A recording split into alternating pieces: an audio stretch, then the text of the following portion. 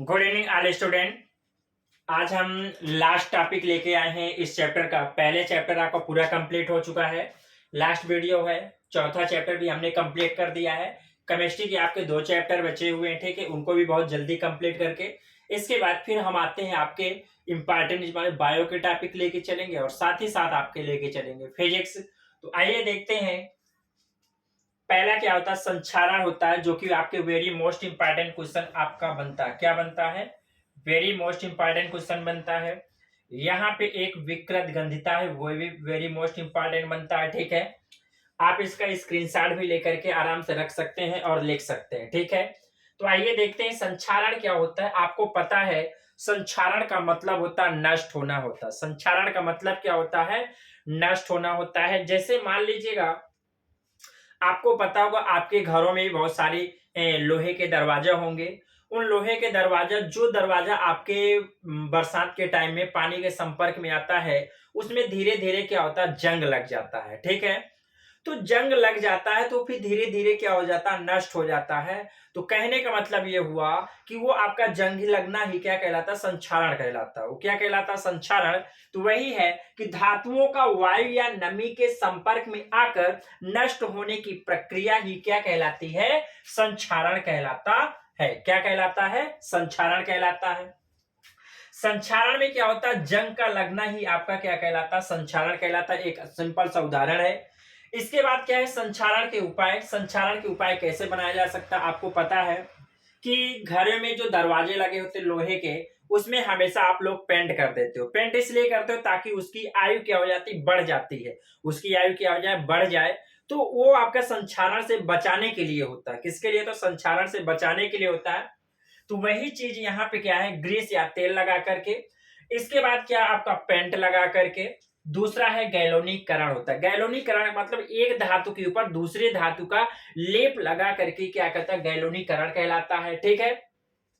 इसके बाद आपका क्या आता है, विकृत गंधिता, ठीक है। ये आप कह रहा है विकृत गंधिता क्या होती है, आपको पता होना चाहिए कि वह क्रिया जिसमें वसा युक्त खाद्य पदार्थ व तैलीय पदार्थ जो होता है, उन पदार्थों का ऑक्सीकरण होता है। उन पदार्थों का क्या होता है, ऑक्सीकरण का मतलब होता है वो ऑक्सीजन के संपर्क में आता है तो ऑटोमेटिक उसमें क्रिया होने लगती है, जिसके फलस्वरूप उसमें स्वाद और गंध में क्या हो जाता है, परिवर्तन हो जाता है। और इसी को क्या कहा जाता है, विकृत गंधिता कहा जाता है। उसको क्या कहते हैं, विकृत गंधिता। जैसे आपको आने वाला टाइम है, होली का टाइम आने वाला होगा, चिप्स पापड़ ये सारी चीजें बनेंगी, तो जो तैलीय पदार्थ होते हैं, आप इनको क्या करते हैं, ले करके मान लीजिएगा बाय द वे कुछ खाए पिए और कहीं आपने बाहर रख दिया धूप में, या जैसा भी क्या कहते हैं, हवा धूप में भी रख दिया या फिर घर में कहीं भी रख दिया, तो उसमें क्या होता है कि वो धीरे धीरे धीरे धीरे धीरे वो बेकार होने लगता है।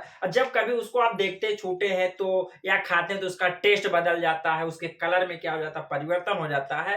तो ये क्या कहलाता है, विकृत गंधिता होती है, ठीक है। और इस चीजों को बचने के लिए क्या करना होता है कि ऐसे स्थान पे रखें, ऐसे उसमें रखें, पन्नी में बढ़िया पैक करके, जहां पे हवा ना जा सके, वायु ना जा सके, जिससे क्या होता है वो नष्ट नहीं होता है। तो इसीलिए आपको पता है, एक जैसे चिप्स की थैली में हमेशा नाइट्रोजन गैस भरी होती है, क्योंकि नाइट्रोजन गैस होता है वो ऑक्सीकरण की प्रक्रिया नहीं करता है। जब ऑक्सीकरण की प्रक्रिया नहीं करेगा तो वो नष्ट भी नहीं होगा, ठीक है। तो ये टॉपिक आपको समझ में आया होगा। आई होप इसका आप स्क्रीनशॉट ले लीजिएगा, ठीक है। ये पूरी तरह से आपको क्लियर हो गया। इसके बाद हमारे पास कुछ समीकरण है। इन समीकरणों को क्या करना है, संतुलित करना है। आई होप ये समीकरण जो होते संतुलित करने का आपके बोर्ड एग्जाम में 100% आएगा, तो इसलिए आप इसको अच्छी तरह से समझ लीजिएगा। बहुत सारे बच्चों का कमेंट आ रहा है कि सर पढ़ाई कैसे करें, इस समय माइंड में प्रेशर है, सारी चीजें हैं।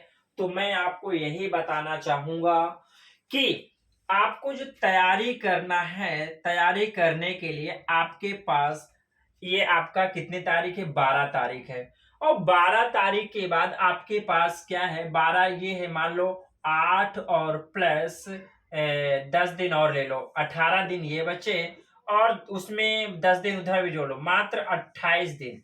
समथिंग ये मान लो 30 दिन आपके पास पूरे टाइम बचा हुआ है। 30 दिन में आपको क्या करना है, इसको आप 30 दिन को कम से कम डेली 10 घंटे पढ़ें। डेली कितने घंटे पढ़िए, 10 घंटे आप डेली तैयारी करिए। शाम के टाइम, अब 10 घंटे लगातार नहीं पढ़ना, 2 घंटे 3 घंटे सुबह पढ़ लो, 2-3 घंटे शाम के पढ़ लो, 1-2 घंटे दोपहर में पढ़ लो। इस प्रकार से आप टाइम टेबल अपना सेट करिए कि आपका माइंड लगातार ना चले, क्योंकि आपको पता है कि जो माइंड में क्या होता है, इसमें किसी चीज को करने के लिए थोड़ा ब्रेक चाहिए। ठीक है, आप लगातार पढ़िए, 45 मिनट का पढ़िए, 45 मिनट पढ़िए, फिर 10-5 मिनट का गैप कर लीजिएगा, फिर 45 मिनट पढ़िए, फिर 10-5 मिनट का गैप कर लिए, और सब्जेक्ट को बार बार अल्टरनेट करके पढ़िए, क्योंकि एक ही सब्जेक्ट पढ़ने से बोरिंग महसूस होने लगती है। अच्छा, बोरिंग होगी तो मजा नहीं आएगा, इसलिए सब्जेक्ट को बार बार अल्टरनेट करके पढ़ते रहें। ठीक है, और 10 घंटे, कम से कम 10 घंटे 12 घंटे जितना आप पढ़ सकते उतना पढ़िए, लेकिन इसी प्रकार पढ़िए।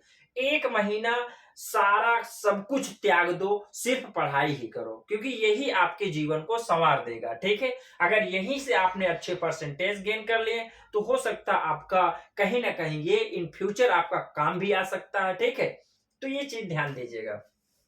बाकी कैसे पढ़ना है ये सारी चीजें मैं आपको बताता रहता हूं, और आप उसको फॉलो करिए। ठीक है, आप टाइम टेबल बनाइएगा अपना सारे सब्जेक्ट का, कि कौन सा सब्जेक्ट आपको आता है, कौन कम आता है। जो ज्यादा आता है उसको कम समय दीजिए, जो कम आता है उसको थोड़ा सा बढ़ा दीजिए समय। इस प्रकार से समय मैनेज करिए और आराम से तैयारी करिए।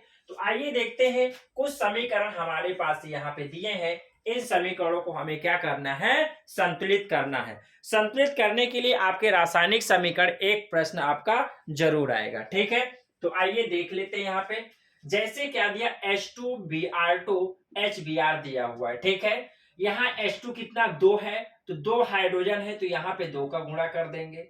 2 का गुणा किया तो 2 हाइड्रोजन हुआ, ये 2 इसके लिए भी हो जाएगा, ये जो 2 है ये इसके लिए भी आएगा, तो Br भी 2 हुआ, तो यहाँ Br कितना 2 है, तो इस प्रकार से ये अभिक्रिया क्या हो जाएगी, संतुलित हो जाएगी। इसके बाद यहाँ देखें, यहाँ पे सोडियम 1 है, यहाँ पे सोडियम कितना 2 है, तो 2 का यहाँ पे क्या कर लेंगे, गुणा कर लेंगे। ठीक है, तो सोडियम आपका बैलेंस, लेकिन यहाँ ऑक्सीजन कितना 2 है, यहाँ ऑक्सीजन 1 है, तो ऑक्सीजन 2 करने के लिए यहाँ शुरू में 2 का गुणा करना पड़ेगा, तो ऑक्सीजन आपका 2 हुआ, लेकिन नाइट्रोजन कितना हो गया, सॉरी सोडियम कितना हुआ, 2 दूनी 4, तो 4 हुआ, तो अब यहाँ 2 हटा के हमें क्या लिखना पड़ेगा, 4 लिखना पड़ेगा। इस प्रकार से ये भी हमारा समीकरण क्या हो जाएगा, संतुलित हो जाएगा। यहाँ पे क्या है, आपका फास्फोरस है, यहाँ पे क्या है, फास्फोरस है, यहाँ पे क्या है, O2 है। अब इन दोनों को संतुलित करना, तो सबसे पहले ऑक्सीजन संतुलित करेंगे।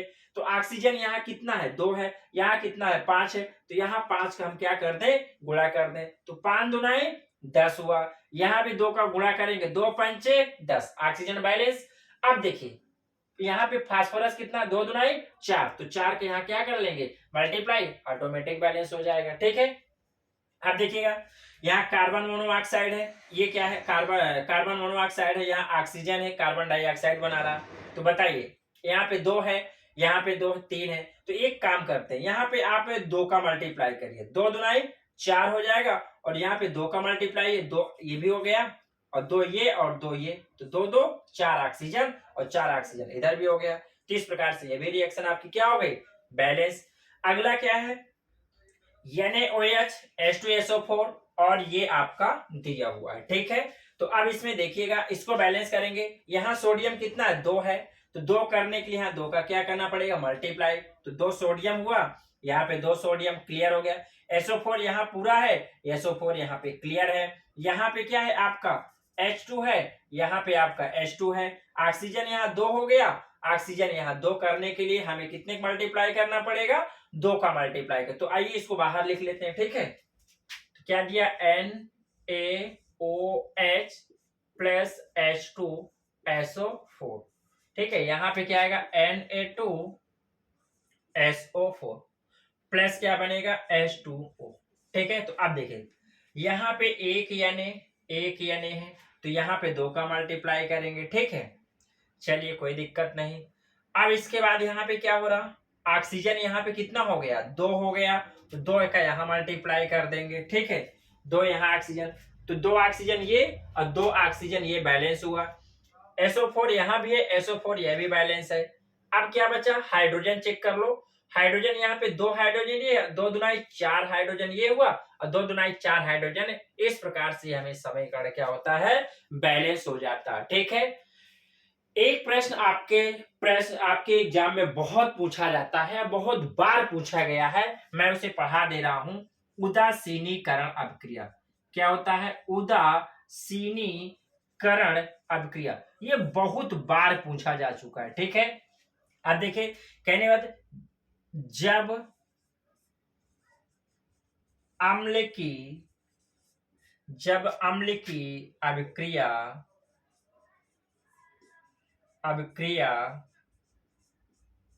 क्षार से कराते हैं तो जल तथा लवण प्राप्त होता है। इस अभिक्रिया को